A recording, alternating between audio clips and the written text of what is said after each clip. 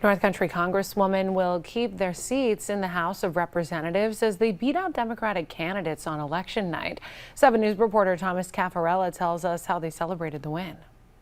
Of the 2 women who represent the North Country in Congress, one celebrated in her own district. The other did not. On election night, just after 10:30 p.m., incumbent Elise Stefanik declared her, quote, historic landslide, unquote, win in the New York 21st Congressional District.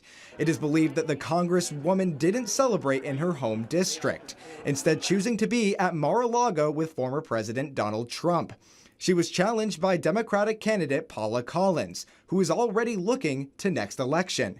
We spoke with her in Potsdam. I will be announcing my race for the midterms November the 6th. In Oswego, wow, well, it's an incredible night. Thank you so much. A get-together with balloons, drinks, and more held by Congresswoman Claudia Tenney, who represents New York's 24th Congressional District. She celebrated a re-election bid over Democratic candidate David Wagenhauser.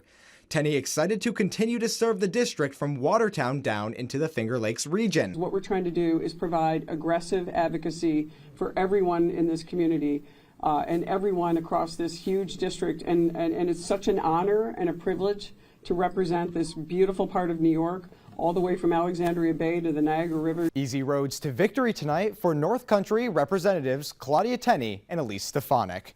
Thomas Caffarella, 7 News.